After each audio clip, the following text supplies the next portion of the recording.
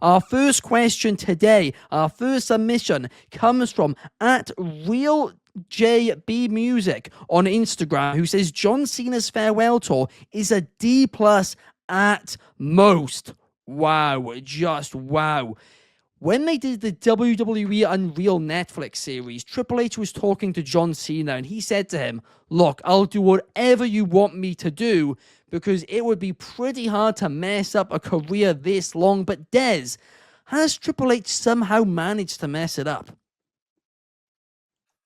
Man, I hate to be that person, but when this first was talked about, I was like, you know what? Let's give it time, right? It's still early on, but I feel like now that we have 4 days remaining, there's going to be a lot of times where we look back, even next year, and be, how good was the tour, right? You had stuff with Logan Paul, you had the heel turn, and at the time, on paper, that was one of the biggest moments in wrestling history. Using the power of hindsight, we don't really know anymore with Travis and The Rock. You had the feud with Randy Orton, which I feel like was fair with the shenanigans. The feud with CM Punk, which was really a lot of fun.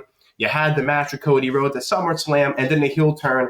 I can't snap, but it was over just like that. Cena's like, you know what? I'm a good guy. You can't see me. And everything just seemed back to normal.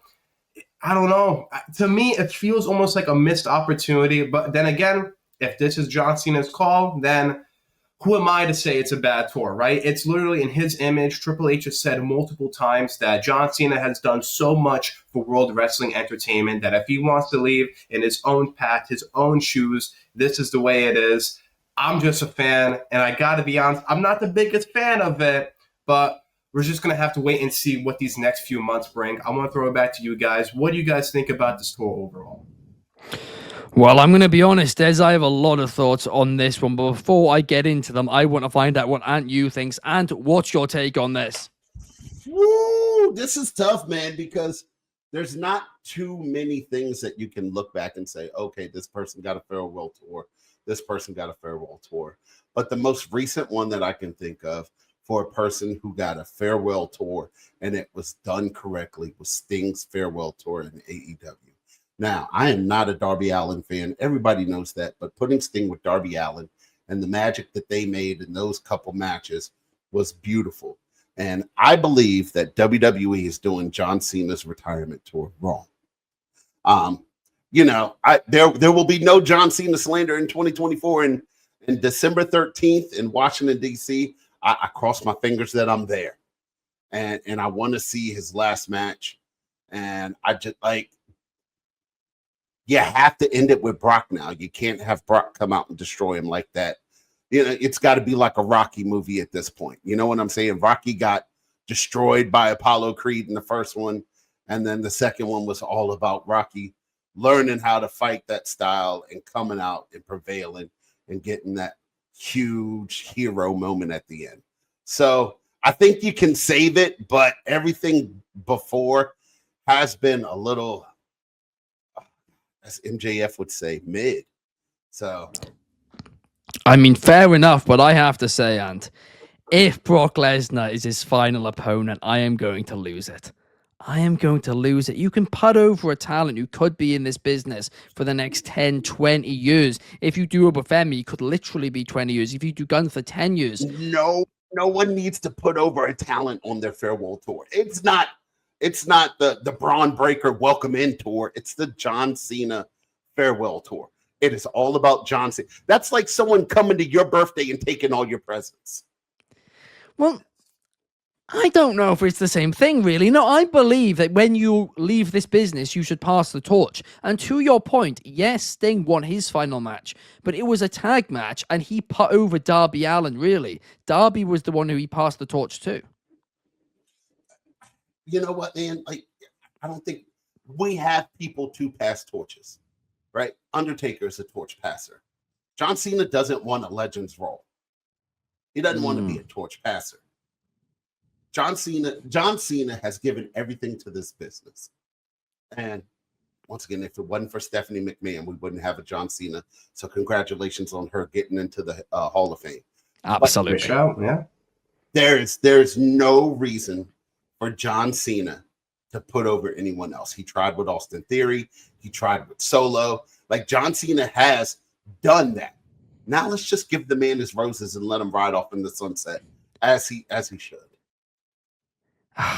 But could he at least, like, I don't know. I'd like him to at least elevate. Yes, you know what? Have Austin Theory squash him in his final match. No, that's not what I'm saying, right? That's not what I'm saying.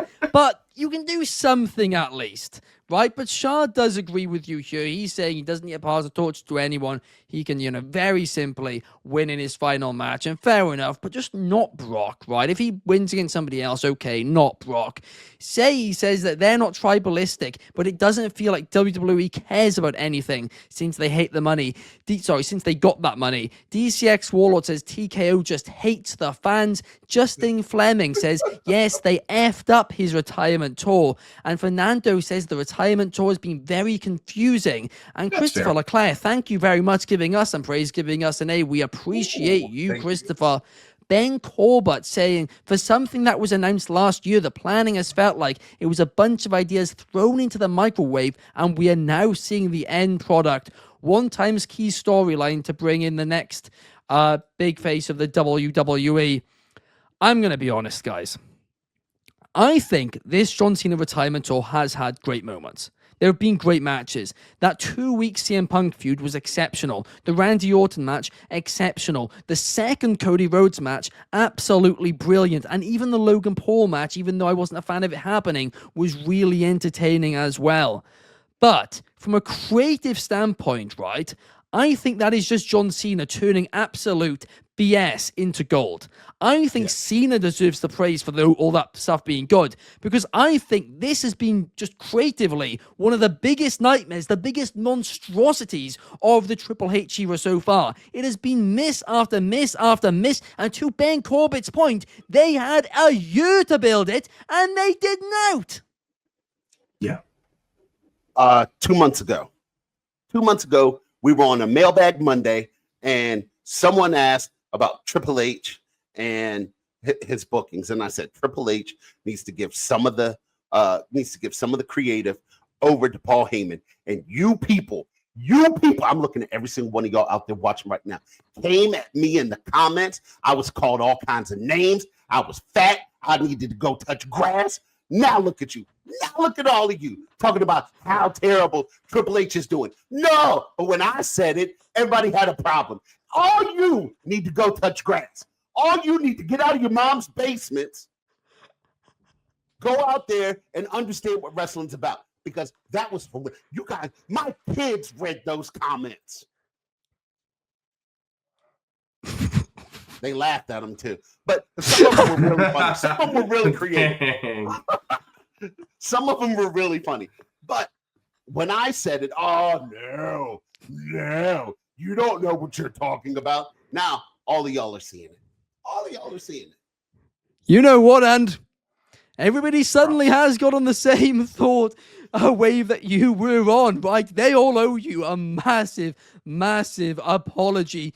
Podcast Grifter Podcast says, it's not that bad. Kobe's retirement year wasn't all rainbows and butterflies. The difference is, that's a sport. This is an entertainment. This is scripted. They can make things rainbows and butterflies. That is the beauty of WWE, which is what Triple H said in the ESPN Open the other day. Yeah, exactly. It's much different. I don't get it at all. DCX Warlord says Heyman is the reason the Good Brothers got fired in the pandemic era. They are. Heyman is a complete liar at times. We all know this. Good. Yeah, they weren't that great. The Good Brothers were not good. Dude, they went through I like them. How many times can you carry around a jar of men genitalia and think that's good TV? It's not the attitude. I forgot that existed. But that was probably Vince. That wasn't them, to be fair. I doubt. It could have been. I'd be surprised. That's such good stuff, pal. I don't know. I like that hilarious. You just know that it was Vince humor. Luke Gallows and Vince McMahon, I think, have a similar sense of humor when it comes to stuff. But Angie says, yeah guys, apologize to Ant. And Shard is agreeing as well.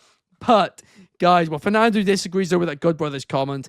I mean, look, they had some bangers. And Carl Anderson in New Japan, there is no denying him there. But in WWE, they kind of were there for the check, let's be honest about it.